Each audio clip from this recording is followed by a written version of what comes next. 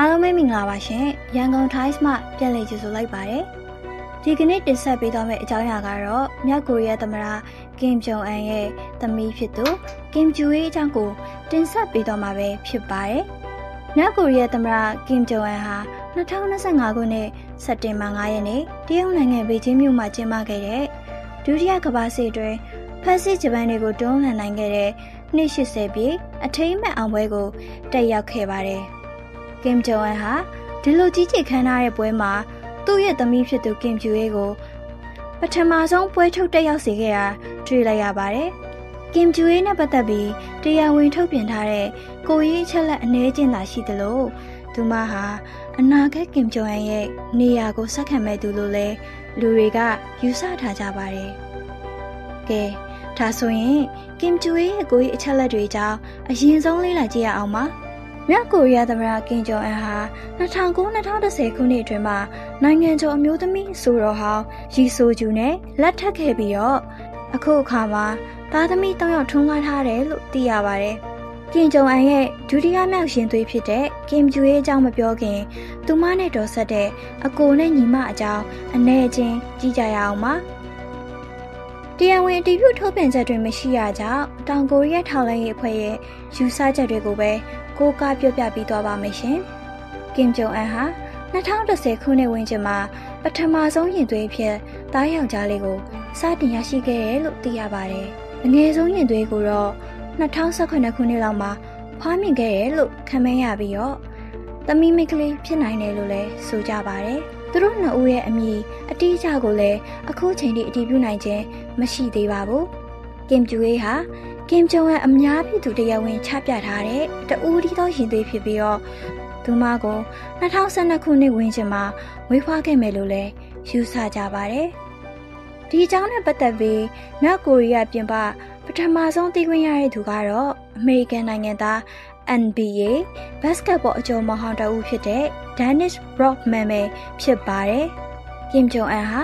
ဘတ်စကတ်ဘောပွဲတွေကိုကြည့်ရှုရတာအင်မတန်နှစ်သက်တာကြောင့်Dennis Rodman ကိုမြောက်ကိုရီးယားနိုင်ငံစီအလဲလာဖို့ဖိတ်ခေါ်ရင်းကနေကင်ဂျူအေးနဲ့ပတ်သက်ပြီးကမ္ဘာကပထမဆုံးချိန်တရားဝင်သိခွင့်ရတယ်လို့ဆိုရမှာပဲဖြစ်ပါတယ်။ Rodman ရဲ့ပြောကြားချက်အရသူမြောက်ကိုရီးယားကို2013ခုနှစ်စက်တင်ဘာလမှာပထမဆုံးချိန်လဲသွားခဲ့တော့ကကင်ဂျူအေးရဲ့အသက်ဟာတစ်နှစ်သားအရွယ်ရှိခဲ့မယ်လို့သိရပြီးတော့၎င်းကကင်ဂျုံအန်ကိုလည်းဖခင်ကောင်းတစ်ယောက်ဖြစ်လာလိမ့်မယ်လို့ချီးမွမ်းထောပနာပြုခဲ့ပါသေးရဲ့။အဲဒီနောက်ပိုင်း Rodman ဟာမြောက်ကိုရီးယားကို2014နဲ့2018ခုနှစ်တွေမှာထပ်မံလဲပတ်ခဲ့တယ်လို့လည်းသိရပါတယ်။မွေးနေ့အတိအကျမသိရကြောင်း2025ခုနှစ်မှာကင်ဂျူအေးရဲ့အသက်ဟာ12နှစ်13နှစ်ခန့်ရှိနေနိုင်ပါတယ်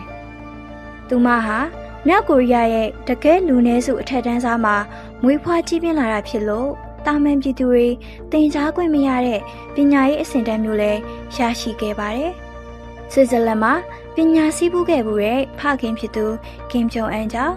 ကင်ဂျူအေးဟာနိုင်ငံတကာအဆင့်မီအတွေးခေါ်ပညာရဲ့ခေါင်းဆောင်မှုပိုင်းဆိုင်ရာလေ့ကျင့်မှုတွေနဲ့အတူ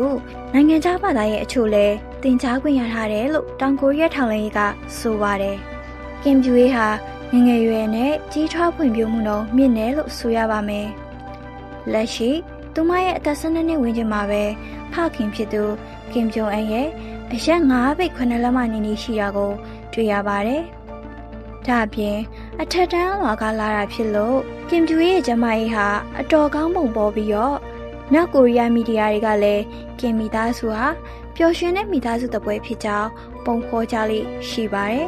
။ဆက်လက်ပြီးတော့ကင်ဂျူရဲ့အများပြည်သူရှေ့ထွက်ဖို့ခဲ့တဲ့မှတ်တမ်းချက်လက်တွေကိုလည်းလေ့လာကြည့်ရအောင်ပါ2022ခုနှစ်နိုဝင်ဘာလမှာပြုလုပ်ခဲ့တဲ့ဟွာဆောင်းဆမ်တင် ICBM တိုက်ချင်းပစ်ဒုံးကျည်စမ်းသပ်ပစ်လွတ်တဲ့ပွဲမှာ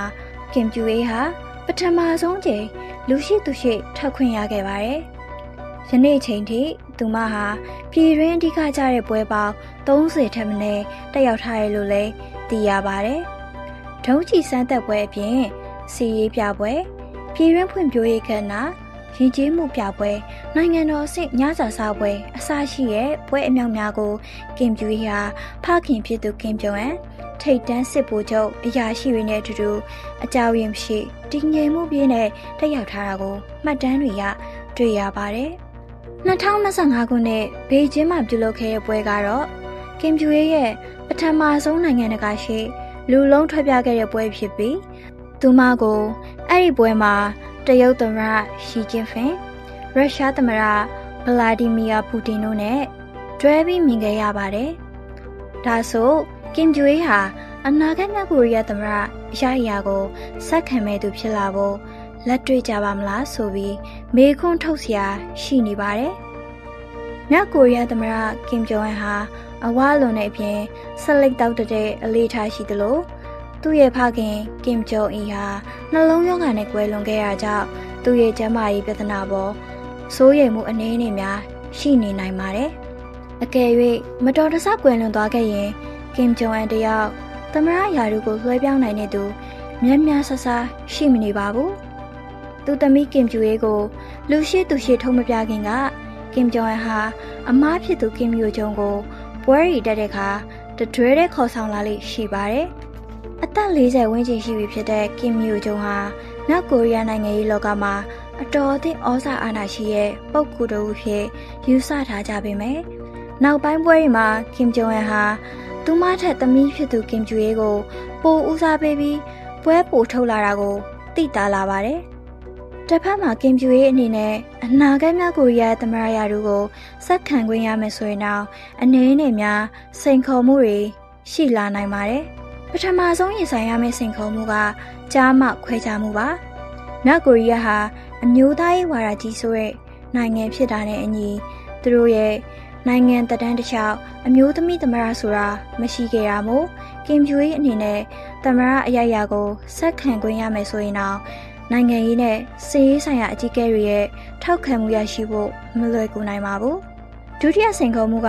အသက်အရွယ်ကွာဟမှုပါပဲ။ကင်ဂျုံအန်ကိုရိုင်းနာအသက်20ကျော်တဲ့အချိန်မှာနိုင်ငံရေးစီးရေးပွဲတွေကိုစတင်တက်ရောက်ခွင့်ရခဲ့တာဖြစ်ပါတယ်။ဒီတော့ကင်ဂျုံအန်တယောက်နောက်ထပ်10နှစ်အနှစ်20ဆက်လက်အုပ်ချုပ်နိုင်ရင်တော့ကင်ဂျူရေးအနေနဲ့ထိုအချိန်မှာအရာကိုလွှဲပြောင်းရယူဖို့အခက်အခဲသိမရှိနိုင်ပါဘူး။သို့ပေမဲ့ကင်ဂျုံအန်ဟာရုတ်တရက်ကွယ်လွန်သွားခဲ့ရင်လက်ရှိမှာသူ့အရာကိုဆက်ခံဖို့လက်တွေ့အကြဆုံးပုဂ္ဂိုလ်ဟာအမဖြစ်သူကင်မြူဂျုံလို့ဆိုရမှာပါ။တတိယမြောက်စိန်ခေါ်မှုကမွေးချင်းတွေအကြား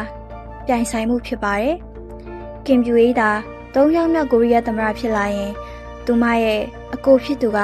ဒီတိုင်းလက်ပိုက်ထိုင်ကြည့်ဖို့လွယ်တဲ့ကိစ္စတော့မဟုတ်ပါဘူး။ဒါအပြင်မြောက်ကိုရီးယားဟာအမျိုးသားရေးဝါဒီလွှမ်းခြုံထားလို့နိုင်ငံရေးပါတီအတွင်းမှာသူမနဲ့ပတ်သက်ပြီးလွန်ဆွဲမှုတွေဖြစ်လာနိုင်ပါတယ်။နေကုန်းချုံအနေနဲ့ပြောရရင်တော့ကင်ဂျူရေးဟာ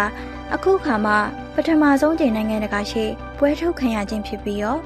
အထက်မှာပြောခဲ့တဲ့အရာတွေကလည်းကျွမ်းကျင်ပညာရှင်တွေရဲ့ယူဆချက်ခံမှန်းချက်တွေသာဖြစ်ပါတယ်။ဒီတော့လက်တလောနှစ်တွေမှာလူရှိသူရှိပုံမြင်လာရတဲ့ကင်ဂျူရေးရဲ့အနာဂတ်ကဘယ်လိုဖြစ်လာမလဲဆိုတာစိတ်ဝင်စားစရာကောင်းနေပါတယ်။ဒီနေ့ဗီဒီယိုကတော့ဒီလောက်ပါပဲ။အားလုံးလည်းဂျင်းနဲ့နှစ်သက်လိမ့်မယ်လို့ထင်ပါတယ်။အစားဆုံးကြည့်ရှုနိုင်ရှင်ပေးရတဲ့အတွက်အထူးပဲကျေးဇူးတင်ရှိပါတယ်ရှင်။